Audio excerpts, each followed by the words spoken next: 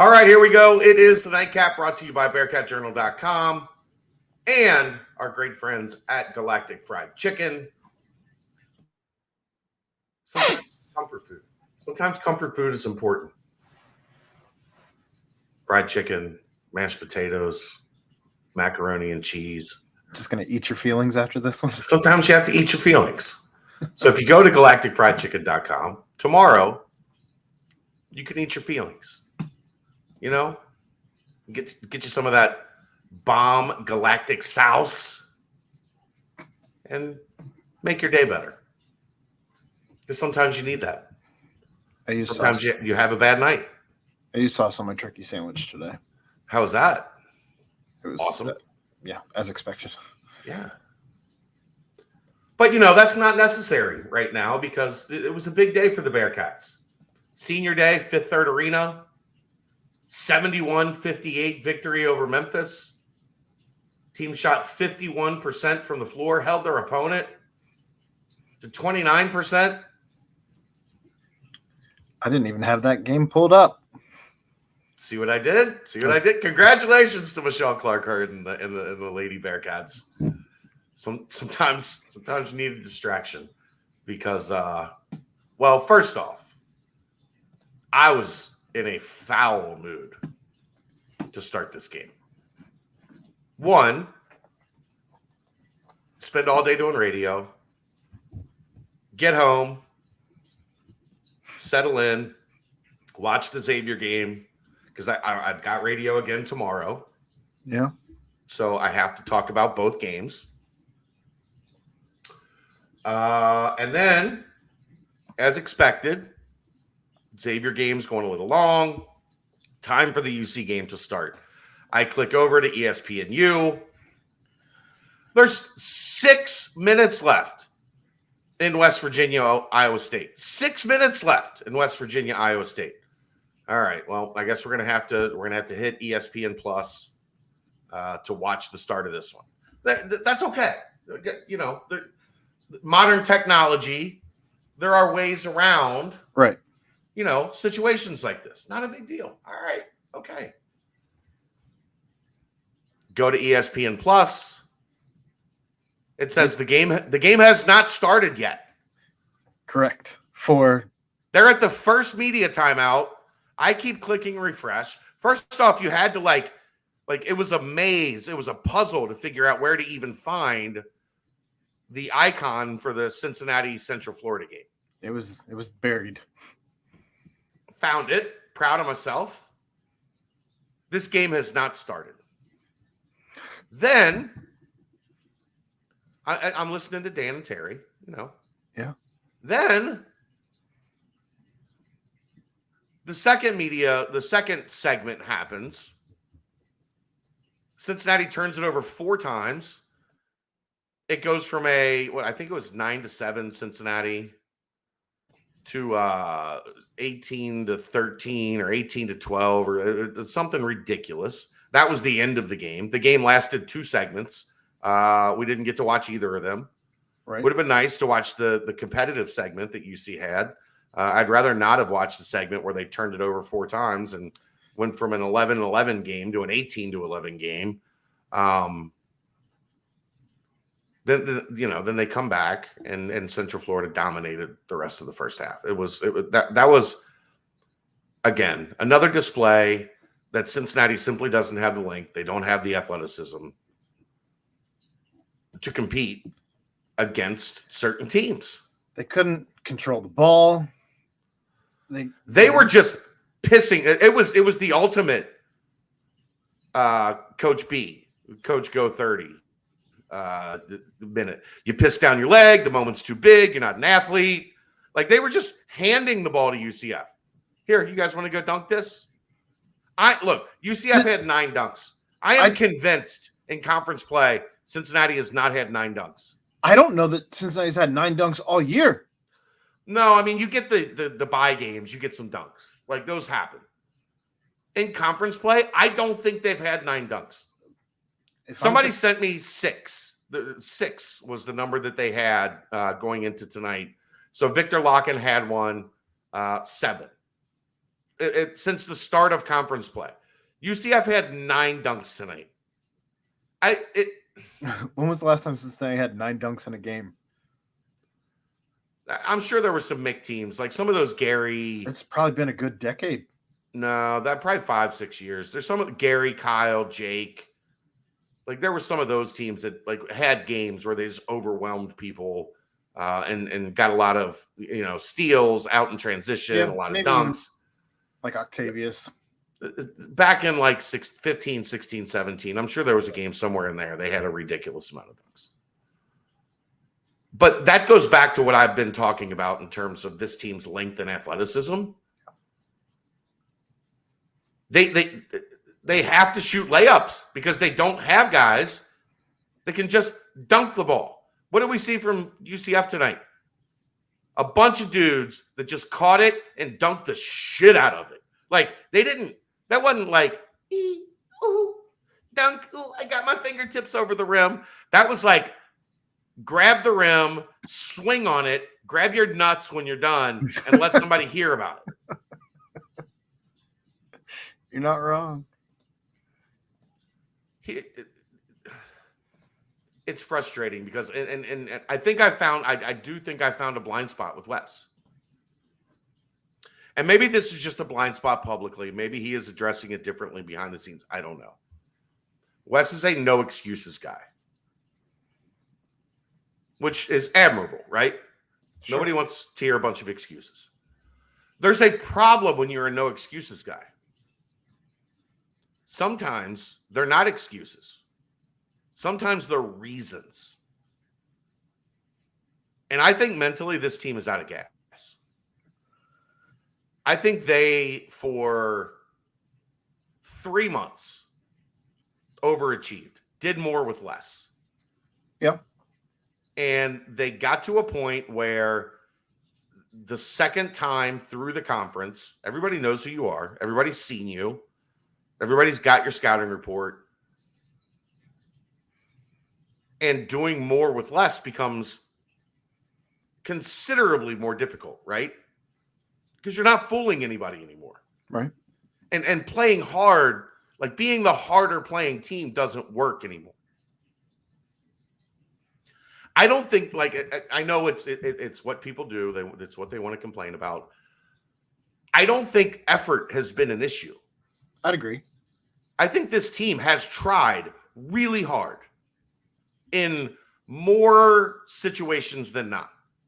Have there been some times that I thought the effort wasn't outstanding? Yes. Did I think the middle like 12 minutes of the first half, the effort and the concentration. But again, what I go back to when I watch, I see mental mistakes. Yeah. I see a team that just, they're trying their ass off and it's not good enough. And that messes with your brain, man. I've been on a couple teams that like should have been better than we were growing up. Okay. And it just like it didn't click. Like for whatever reason, your ace pitcher didn't have it. You're the guy that's supposed to be your number 4 hitter wasn't that guy one season. You know what I mean? Mm-hmm. And it wears on everybody because everybody else is trying to like do too much. Everybody else is trying to make up for the inefficiency of whatever's going wrong, whatever it may be. And then you go on a stretch where you lose, it was 6 of 9. And you're questioning yourself. You're questioning your teammates. You're questioning mentally, what do we have to do to get out of this? What do we have to do to turn it around? And the one thing I can't describe yet, because I'm still trying to get my brain around it, is why this team has just completely collapsed defensively. Yeah, I don't know. I mean, even watching the game, like most of the game, they were down, 10-13, and you felt like, how the hell are they still in it? It felt like they should be down 30. Yes. Most of that game. Yes. And there were points where they like, again, we got back, we had another one of those points where they cut it to 7. Like, they're dominated. That And they 6-0 cut run. it to 6-0 run, they cut it to 7. And then they couldn't get a stop for a segment and a half. And next thing you know, instead of 7, the offense plays okay. But instead of it being 7, it's back to 16. I'm having and I know the fans are doing this. I'm having such a hard time putting my finger on, like, this is where this team has fell off. Well, it's clearly defense. Like, that's clearly at the top of the list, because if you look at the last 3 weeks, as we talked about, they went from top 25 in defense to out of the top 70. God knows where, like, you give up 9 dunks, God knows where they'll be in defensive efficiency tomorrow. That wasn't very good. I don't know. I mean, poopy. I mean, I don't know. They only have 2 blocks in this game. They turn over the ball 11 times. UCF only turned it over 7 times. Well, here's the thing, Aaron. Here's the craziest fucking stat of the night. And I know we're not supposed to say the F word on the monetized YouTube channel. Really? Well, it's you can, but they prefer that you didn't. That's new. But anyhow. They turned it over 11 times in the first half. They didn't have a turnover in the second half, Aaron. That's insane. I wouldn't have guessed that. If the first half would have continued, they would have had 25 turnovers, right? Yeah. But here's what I watch, man. Here's what I see teams using their longer, bigger, more athletic players to pressure Cincinnati's smaller, not as athletic guards, force the ball out of their hands, and create just chaos. Just absolute chaos, because they can't handle the length. They can't handle the advantage that the opponent has in length and athleticism. And just like Temple, anytime there was a loose ball, like just floating around the floor, ends up in UCF's hands. And I think bing, bing, 3-pointer. There's a direct correlation with the length of a team and just ending up with those 50-50 balls. So you're saying it's important that when 2 people are going for the same loose ball, the one that's taller, longer, and more athletic has an advantage. Yes. Things that make you go, You're too young for Arsenio Hall, aren't you? The Arsenio Hall show. Oh. I remember. Things that make you go, That this team needs an influx of length and athleticism and basketball ability, because we've seen too many times as league play has gone on where opponents that have had that advantage have punked this roster. Yeah. We are a middling conference team. In a middling conference. Yeah. It is what it is. But congrats to the Lady Bearcats. Big senior day win over Memphis. That it was. Oh, boy, Aaron. I got to go talk about this on radio tomorrow. Maybe you should see if the baseball team has continued to win. No, they won their first 2 games and then lost the second or the third and fourth game of their opening series. Okay. They're back at it Friday night. Yeah, I don't envy you having to do that.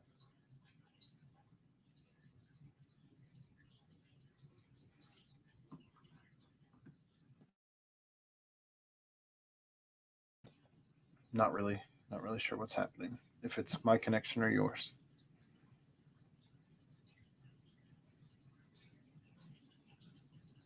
Ruh-roh.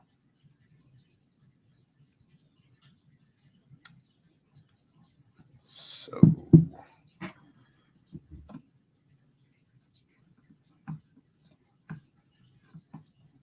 yeah. So chat will be on the radio tomorrow.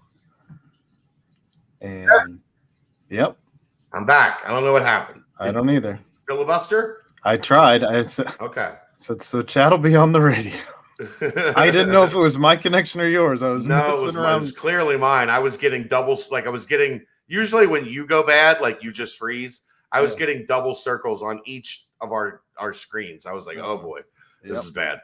But yeah, I don't have a whole lot else, man. Like I don't envy your position tomorrow. Like I wish no one to have. I mean, hopefully, maybe be honest. Maybe something happens with the Bengals that you can talk about. Right? Jesse Bates extension. No, I mean, the franchise tag right now is way more likely. I agree, but maybe something happens that you can talk about that. It's a miracle.